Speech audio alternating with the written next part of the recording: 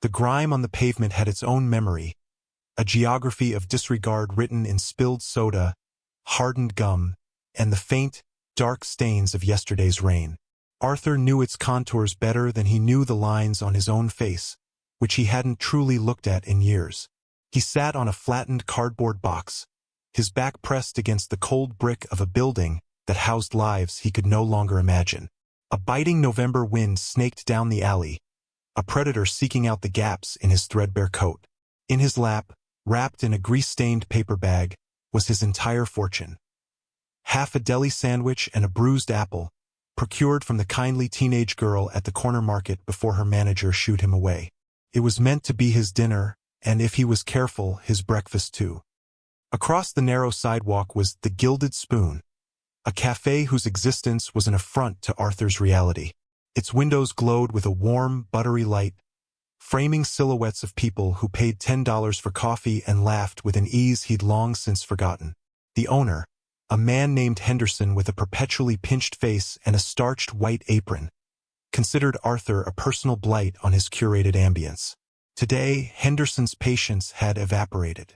The cafe door swung open, releasing a fragrant cloud of roasted coffee and baked sugar that tormented Arthur's empty stomach. Henderson stood there, arms crossed, his shadow falling over Arthur like a sentence. I've had enough."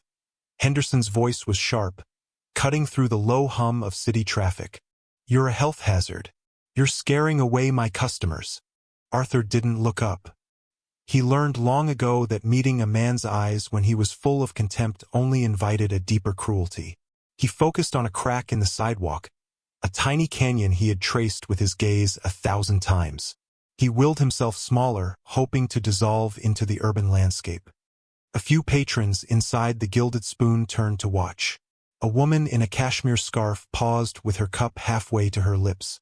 A man in a business suit frowned, annoyed by the disruption. No one spoke. Their silence was a form of agreement, an invisible wall that locked Arthur out and Henderson in the right. "Did you hear me?" Henderson took a step closer, his polished shoes clicking with self-importance. "I want you gone. Now, pack up your trash and get out of here." Arthur's hand instinctively tightened around the paper bag in his lap. His trash, this small, precious meal. He remained silent, a statue of worn-out resilience. His stillness seemed to infuriate Henderson more than any argument could have. "Fine." The man spat, his face flushing a dull, angry red. "If you won't move, I'll move you." He disappeared back into the cafe. A moment later, he returned, carrying a gray plastic bucket. The water inside it was murky, smelling of bleach and old mop strings. With a flick of his wrists, Henderson flung the contents onto the sidewalk, not directly at Arthur, but close enough that the foul, cold liquid splashed over his worn boots and soaked the edge of his cardboard mat. The wave of icy water felt like a physical blow. Arthur flinched, a small, involuntary shudder that was the only protest he could muster. The sandwich was safe, but the violation was complete. Henderson slammed the empty bucket down. "The police will be my next call. I guarantee it." He spun around and stalked back into his warm, fragrant sanctuary, leaving Arthur in a pool of spreading, stinking water, the silent judgment of the onlookers sealing his humiliation. The cold from the wet concrete began its insidious creep up Arthur's legs, a damp chill that promised a deeper ache later. Henderson's threat hung in the air, heavy and certain. The police wouldn't ask questions. They would see a complaint from a business owner and a vagrant who needed to be moved along. It was the simple, brutal arithmetic of his existence. He looked down at his soaked boots, the cracked leather now dark and glistening. He saw the reflection of the cafe's warm light, a distorted, wavering glow on the surface of his own misery. The onlookers inside the Gilded Spoon had mostly turned away. Their brief moment of street theater concluded.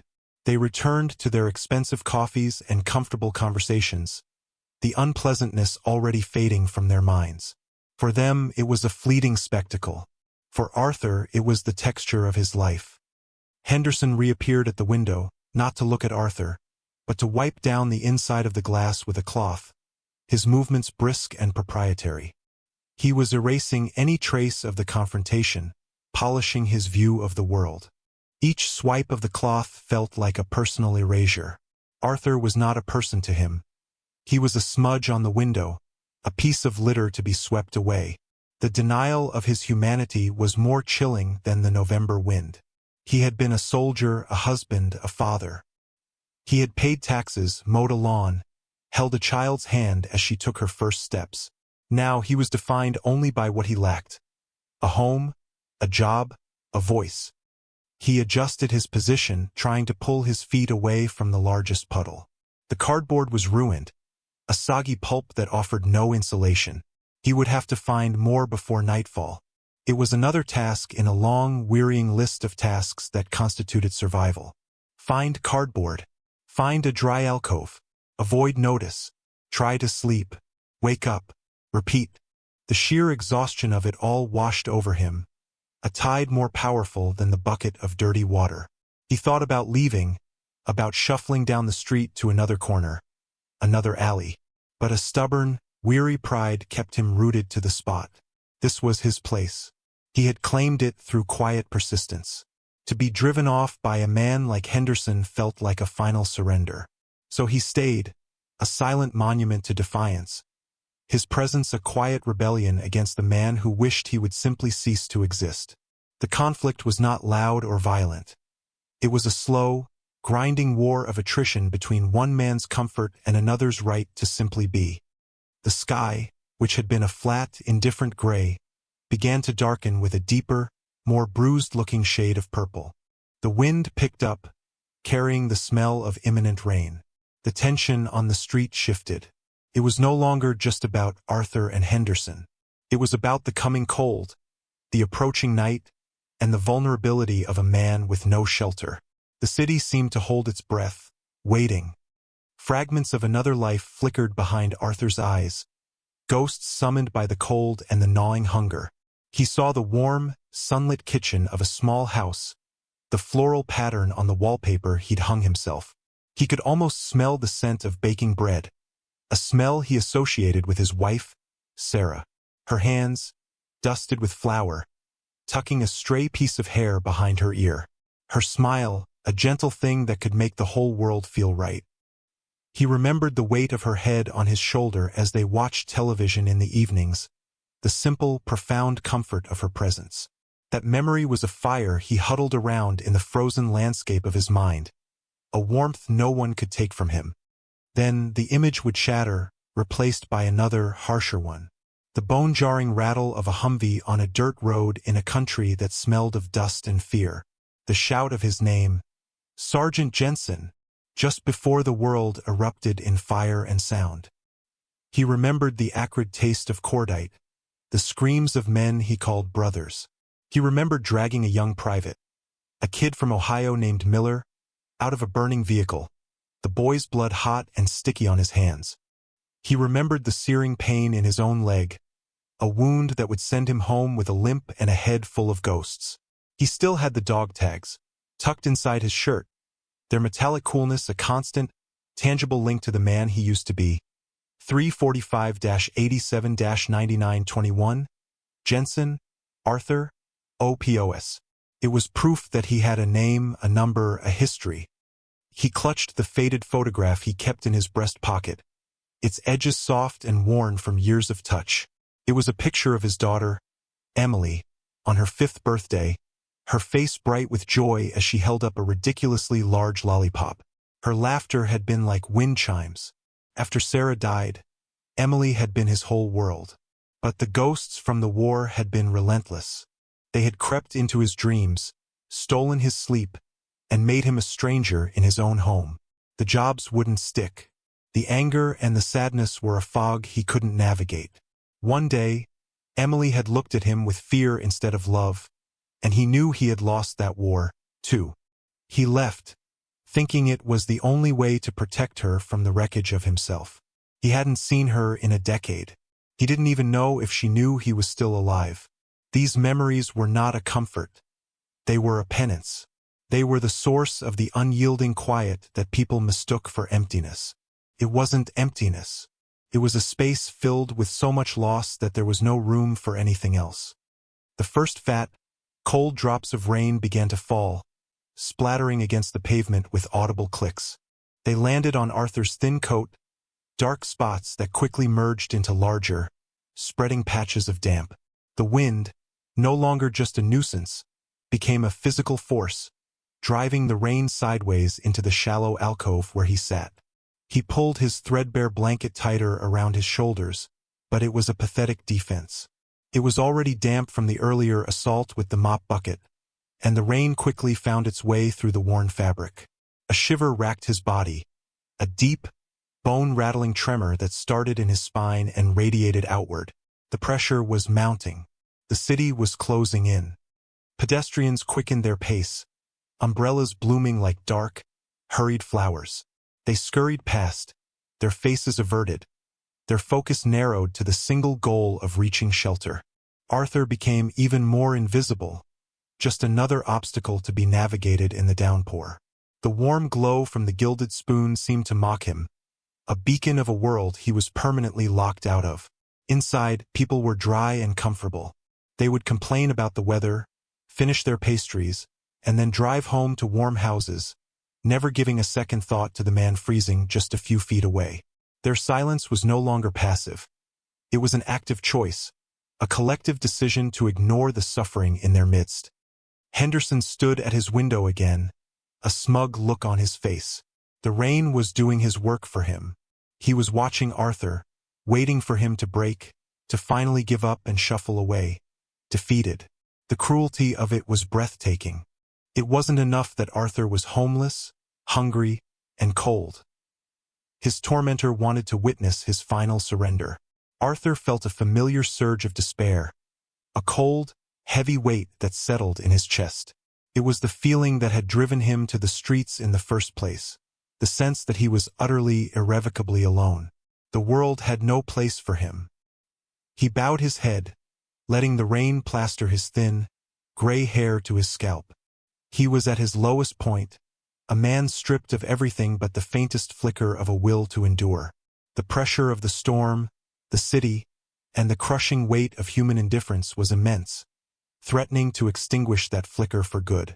He was a ship taking on water, slowly, inexorably sinking into the dark. Through the curtain of rain, a sound cut through the noise of the city, a sputtering, coughing roar that ended in a metallic clang and then silence. A motorcycle, a big, heavy-looking machine, had coasted to a stop directly in front of Arthur's alcove. The rider, a man built like a mountain, swung a leg over and slammed his boot onto the wet pavement. He was huge, with broad shoulders encased in a black leather vest covered in patches Arthur couldn't read. A thick, graying beard covered the lower half of his face, and his eyes, narrowed against the rain, were hard and tired. He kicked at one of the bike's pipes, cursing under his breath. He tried the ignition again. Nothing but a weak, pathetic click. He let out a roar of frustration that was louder than the bike had been, slamming his fist down on the gas tank. The man was stranded, soaked, and furious. He stomped over to the wall and slumped down a few feet from Arthur, heedless of the puddles. He ran a hand over his face, wiping away the rain and sweat. He looked utterly spent, a powerful man brought low by a simple mechanical failure. He didn't even seem to notice Arthur at first. He was just a shape in the shadows. For a long moment, the two men sat in silence, separated by a few feet of wet concrete, but united in their shared misery. Arthur watched him. He saw past the intimidating size and the leather armor. He saw the deep lines of exhaustion etched around the man's eyes, the slump of his massive shoulders. He saw a man at the end of his rope. It was in that moment that Arthur's own suffering receded. He saw not a threat, but a reflection. Another human being beaten down by the day. The gnawing hunger in his own stomach, the deep, penetrating cold in his bones. He imagined the stranger felt it, too. And Arthur had something. It wasn't much. It was, in fact, everything he had. But it was something. Slowly, deliberately, Arthur reached for the greasy paper bag in his lap. His fingers, numb with cold, fumbled with the folded top. He pulled it open, revealing the half sandwich and the small, bruised apple. The smell of the cheap deli meat and stale bread filled the small space between them. He held the bag out.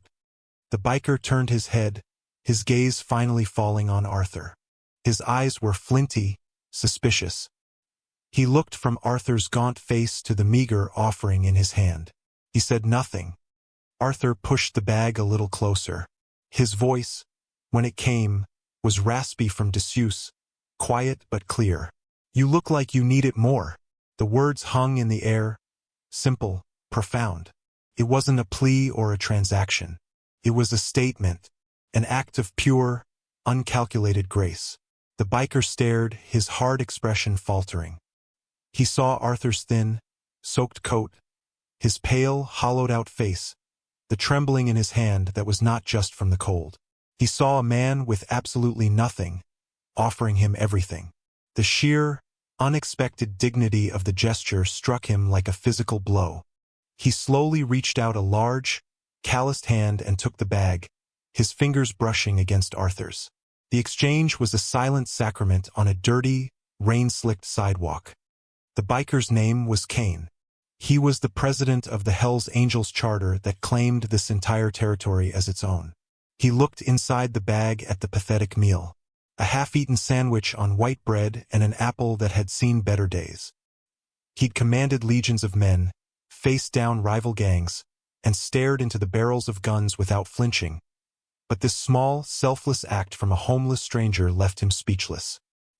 He looked back at Arthur, who had already retreated into himself, his gaze returning to the crack in the pavement as if the exchange had never happened.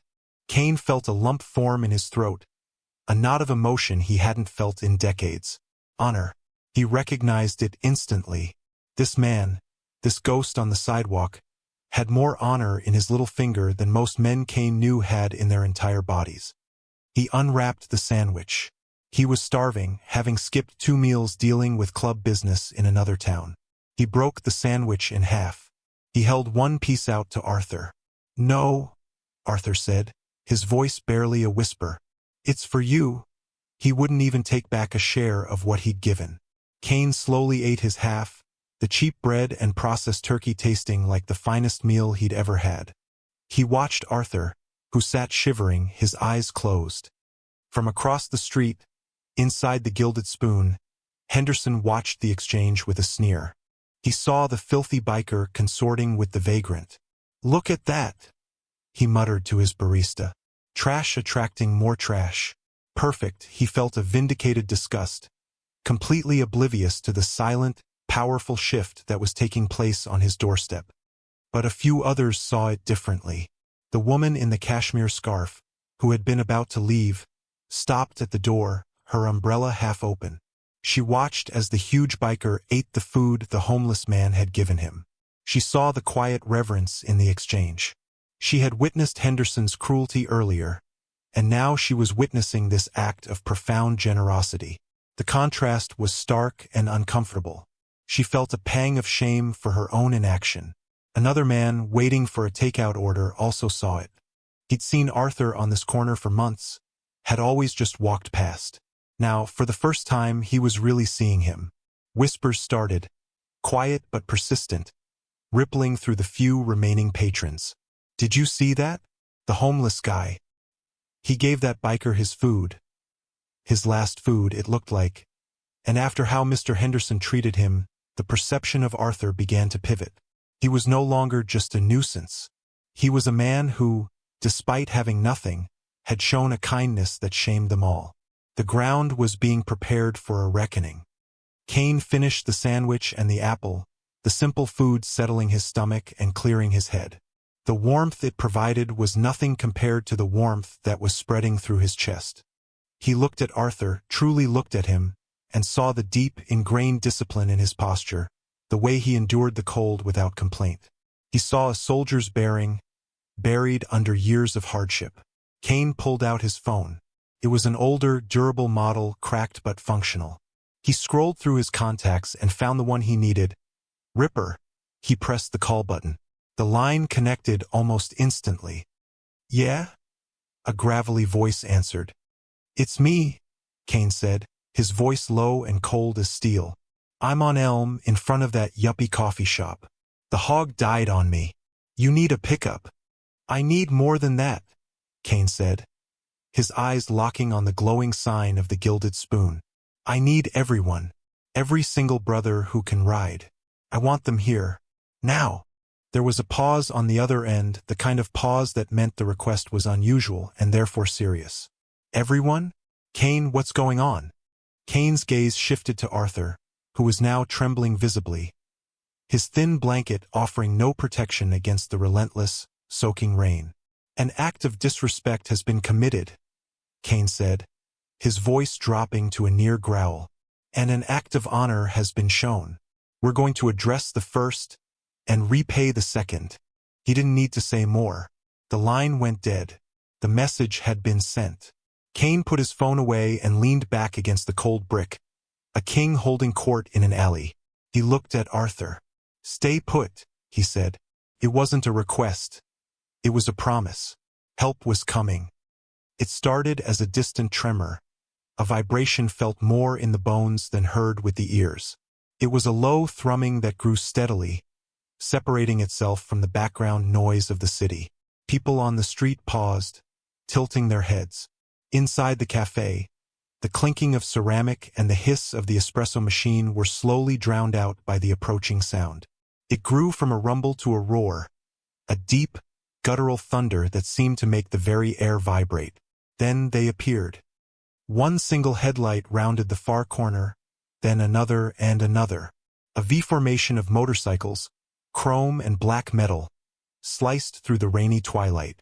Behind them, more came, filling the street from curb to curb. Dozens of them, 50, 60. A seemingly endless procession of steel horses and leather-clad riders. They were the Hell's Angels, a rolling tide of intimidating power. They moved with a disciplined precision, their engines synchronized into a deafening, unified chorus. They flowed onto Elm Street and came to a stop, their headlights cutting through the gloom, all focused on one point, the Gilded Spoon. They formed a perfect, menacing blockade, sealing off the street. The city fell silent, all other sounds erased by the idling thunder of 100 V-twin engines.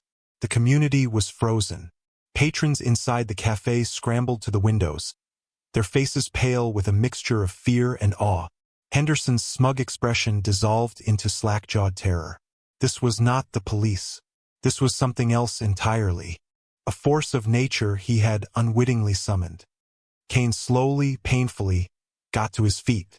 His sheer size seemed to expand as he stood, drawing the attention of every rider. He was their president, and his silent summons had been answered without question. The bikers sat on their idling machines, a silent army awaiting orders, their collective gaze a heavy, palpable weight.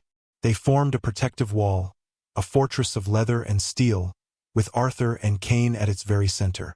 The rain continued to fall, sizzling on the hot engine blocks, but no one moved. The air was thick with tension and the smell of gasoline and wet leather. The Brotherhood had arrived. Kane walked over to Arthur, who was looking at the surreal scene with wide, disbelieving eyes. Kane put a heavy hand on his shoulder. No one disrespects a man who shows honor, he said, his voice carrying over the rumble of the bikes. No one. He then turned to face his men. The sea of hardened faces looked back at him, waiting. This man, Kane's voice boomed, amplified by the acoustics of the narrow street, is a better man than any of us. He held up the now empty paper bag. I was stranded, hungry, angry. This man, who sits in the rain with nothing to his name, gave me his last meal. He asked for nothing in return. A murmur went through the crowd of bikers. It wasn't a sound of aggression, but of deep, profound respect. It was a language they all understood. Honor, sacrifice. One of the bikers, a man with a scarred face and a sergeant-at-arms patch on his vest, dismounted and walked forward. His name was Deacon, a veteran of the same conflict as Arthur. He had been looking closely at the homeless man, at the way he held himself even when shivering, at the quiet dignity that clung to him like a second skin. He saw the faint chain around Arthur's neck. "Kane," Deacon said, his voice rough. He pointed. "His tags." Deacon approached Arthur slowly, with a deference that startled the onlookers. "Sir," he said, the word foreign on a biker's tongue but delivered with utter sincerity. "Could I see your tags?" Arthur, confused and overwhelmed, fumbled inside his shirt and pulled out the worn, metallic plates. Deacon took them gently, holding them up to the light of the motorcycle headlights. He read the name. His breath hitched. He turned to face the entire assembly, his voice cracking with emotion. "Holy hell," he whispered. Then he shouted, "It's Sergeant Arthur Jensen." The name meant nothing to the civilians watching, but it sent a shockwave through the bikers. Several of them were veterans. The name Jensen was legend in certain circles. Deacon's voice grew louder, filled with a raw, disbelieving reverence. "Sergeant Arthur Jensen, 2nd Battalion, 7th Marines. We all heard the stories. Fallujah 2004. The IED that hit the lead transport. He pulled 3 men out of the fire. 3 men. One of them was from my old unit. We were told he was killed in the blast. They told us he was dead." The revelation hung in the air, thick and heavy. The homeless man, the nuisance, the ghost on the sidewalk, was a war hero. A man who had been decorated for valor, who had saved lives at the cost of his own, had been living invisibly among them, starving on a piece of cardboard. The truth of his sacrifice, both on the battlefield and on this very street, landed with the force of a physical blow. The community, watching from their windows and doorways, was stunned into a profound, shamed silence. Henderson, his face as white as his apron, looked like he was going to be sick. The bikers began to dismount, one by one, their movements slow and deliberate. They weren't angry anymore. They were humbled. They approached the alcove not as an invading army, but as pilgrims approaching a sacred site. Deacon, his eyes wet with tears, knelt before Arthur. "Sergeant Jensen," he said, his voice thick. "It's an honor." He took off his own thick, warm gloves and placed them in Arthur's hands. Another biker, a massive man with a braided beard, came forward and draped his own leather vest over Arthur's shivering shoulders. The vest was heavy, imbued with the smells of the road, and on the back was the iconic, fearsome patch of the Hells Angels. It was a symbol of ultimate protection, a declaration of belonging. It was a shield. Kane walked to the front of the line and faced the gilded spoon. He didn't shout. He didn't need to. He just stood there, his arms crossed, his gaze fixed on the man trembling behind the counter. The bikers formed a silent line behind him, a human wall of judgment. They didn't have to say a word. Their presence was enough. Inside, the last few patrons scrambled to pay and flee, not wanting to be associated with the cafe. Henderson was left alone in his temple of overpriced coffee, facing the silent, damning jury of men who lived by a code he could never comprehend. They didn't riot. They didn't break a single window. They simply were. A silent, powerful, suffocating boycott. Their message was clear. This place, and the man who ran it, was beneath contempt. One by one, the bikers approached Arthur. They didn't offer pity. They offered respect. They pressed cash into his hands. 20s, 50s, hundreds. They gave him beef jerky, bottles of water, fresh food from their saddlebags. A medic in the group knelt and examined Arthur's feet, his face grim at the sight of the waterlogged boots and pale skin. He gently dried them and gave Arthur a pair of thick, dry wool socks. They weren't just giving him things. They were restoring his humanity, piece by piece. The community watched, their shame turning into awe. They were witnessing a profound act of redemption, orchestrated by the most unlikely of saviors. The woman in the cashmere scarf was openly weeping.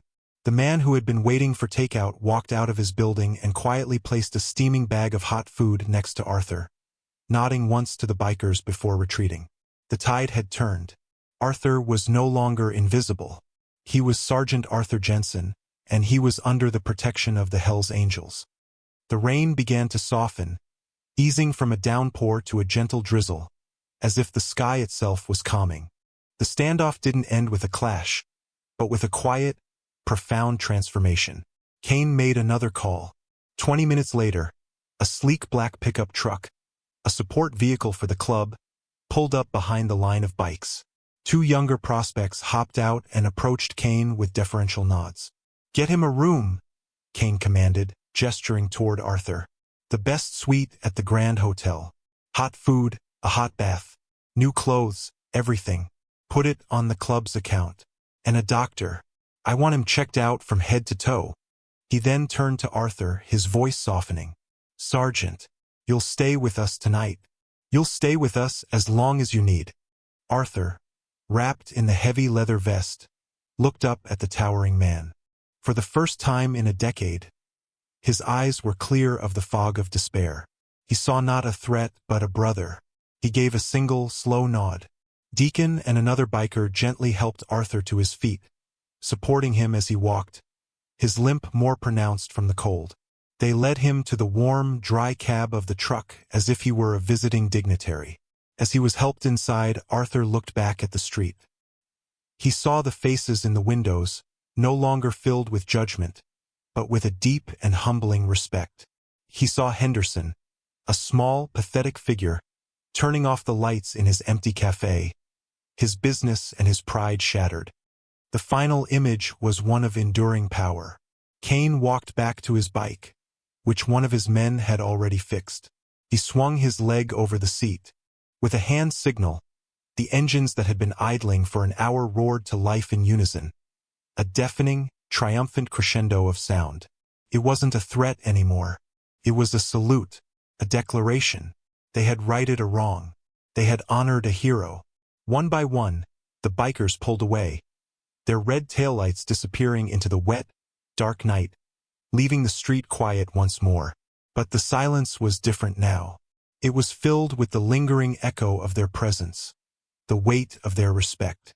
Arthur was gone, safe and warm, but his space on the sidewalk remained. It was no longer a place of shame. It was a landmark, a spot where a simple act of kindness had summoned thunder, a place where a forgotten hero was finally remembered. The community of Elm Street would never look at that empty piece of concrete the same way again. It was a testament to the fact that true honor, quiet and unassuming, can sometimes command the most powerful army of all.